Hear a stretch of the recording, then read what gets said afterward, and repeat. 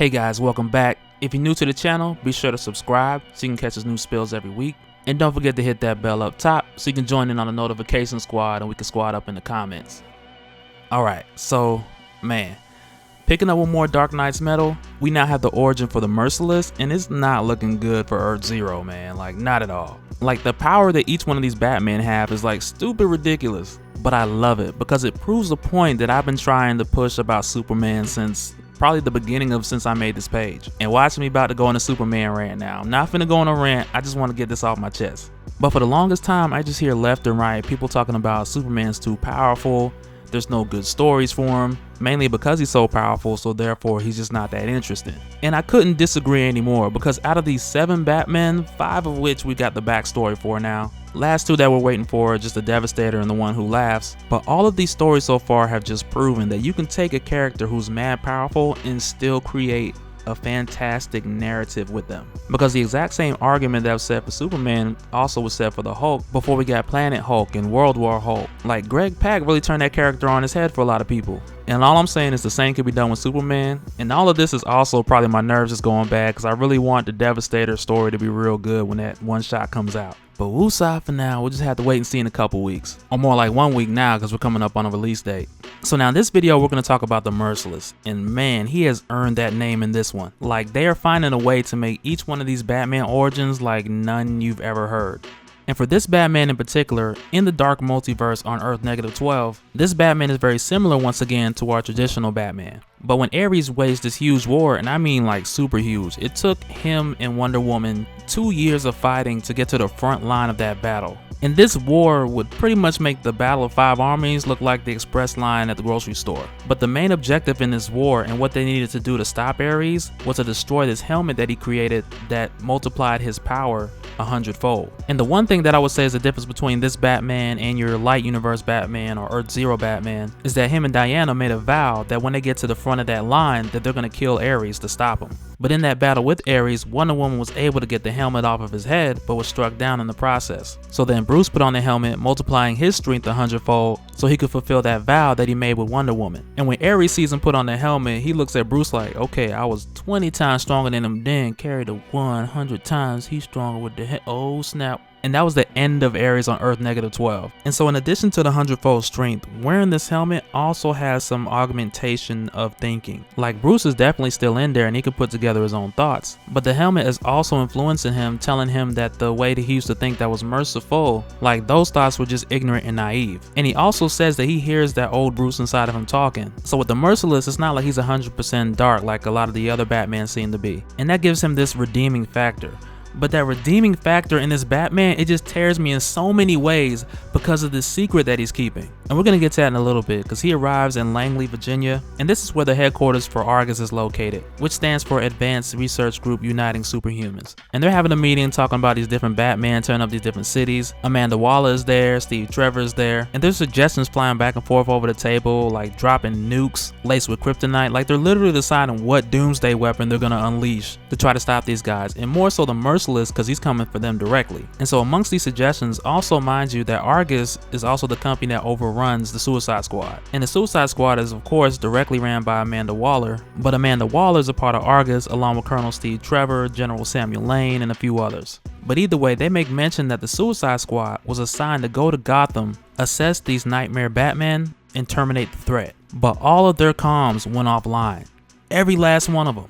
So at this point, Argus is like, they're dead and we're screwed. Like, the whole Suicide Squad has lived up to their name or not lived up to their name. I know it's kind of confusing, but they're assumed to be dead because no communication can be made with them. And there is a small possibility that Dr. Fate pulled a last minute save on them, but I highly doubt it because we don't see any of the Suicide Squad members in the tie-in or in the metal issue that takes place after this tie-in. Yeah, so they probably all dead, man. They gone. And in the same thought, you gotta kind of keep in mind, and this is just me being optimistic, but in the light multiverse, Earth Zero, there's more likely of a chance of people surviving or things going right, so to speak. It's not like the dark multiverse where everything is destined for doom and destruction. And as the One Who Laughs expresses it, that's just the way that the balance works. And so now I also want to mention, just looking at the patterns of the previous attacks, you had the Red Death, he attacked Central City.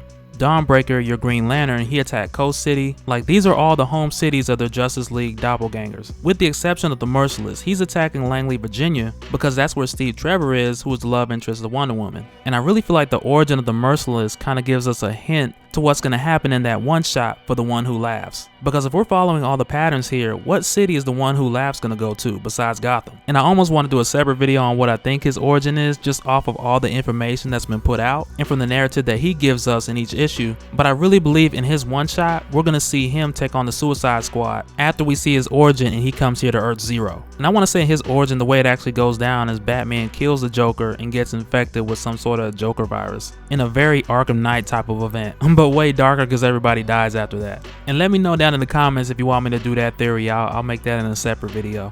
But as the Merciless is breaking his way through the building and Argus is still trying to figure out what they're gonna do or what course of action they're gonna take, General Lane is like, let's just drop the nuke right here. And Steve Trevor immediately disagrees. He's like, nah man, kill your side.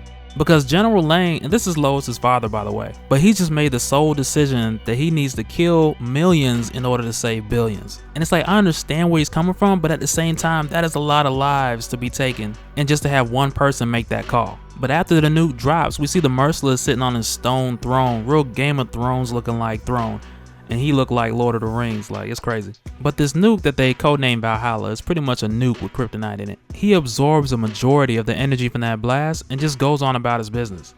But while he's sitting there, we see him carving a picture of Wonder Woman into a slab of stone. And this is something that jumps back to earlier Metal issues as well, because previously when the Court of Owls were telling Batman that they were preparing him for this all his life, and Batman even explained himself at one point, once all the pieces of the puzzle are put together and I'm exposed to all the different metals. And he also goes on to say that they've been watching him even from when he was time displaced. And the Merciless makes a comment that ties into that, because when he first arrived on Earth Zero, he visited a temple that was below the tomb that they appeared in, and he saw all the primitive drawings that told the life story of Batman from Earth Zero, like all the way up to the point of him disappearing. And I'll go more into depth about the carving and its connection to Batman in the predictions video, or I'll probably wait until this carving comes up again, because we don't really know at this point if it's going to play as much as of significance as the caveman drawings that the Merciless saw in the temple. But as for right now, and in relation to the secret that I mentioned earlier that he was keeping, it's at this moment that we find out why he was going for Trevor.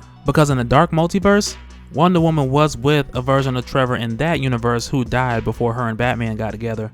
But when he sees this Trevor alive, he looks at him and he can't help but think that you are what I used to be. And it's at this point that we find out that everything that we were told about this helmet was a lie, and how Bruce claimed that he put on the helmet to fulfill his vow, that was also a lie. But the truth is, and you might want to sit down for this, but the truth is that Bruce Wayne killed Wonder Woman.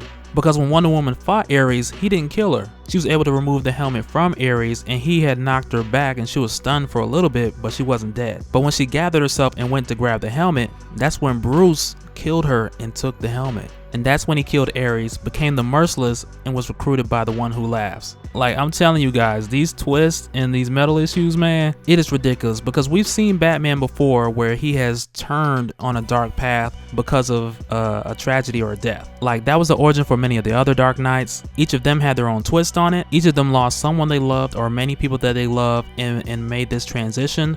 But this is the first time that you had Batman murder who he loved to become a Dark Knight. And it was up until he found Steve Trevor where he admitted it. But that'll do it for this one, guys. If you're new to the channel, be sure to subscribe so you can catch all the new spills every week. And if you enjoyed this video, let me know by hitting that thumbs up, and we'll talk way more Metal in the future. And now with this Batman, I ain't gonna front. He's one of the ones that kind of shocked me the most with the twist at the end. But in those brief moments where he could hear himself kind of talking to himself, or he could hear that merciful Batman in his subconscious, it kind of made me think like, okay, this is the one Batman that has some redeemable qualities. But then when we found out he killed Wonder Woman, it was like, nah man, you the worst. And he made that decision before he put on the helmet, so his judgment wasn't augmented in any kind of way. Maybe he had mental fatigue for fighting for 2 years straight, but the fact that he killed Wonder Woman to get that helmet, that was all on him. But either way, let me know you guys' thoughts in the comments below. Let me know which one of these Dark Knights you feel is the darkest so far. Like when it's all said and done, I'm pretty sure the one who laughs is gonna take the cake, but as of right now, for the ones that we know, it's kind of a toss-up between the Drowned, the Merciless, and Dawnbreaker. And I'm just saying your opinion on the darkest. I'm not even talking about your favorite stories just yet.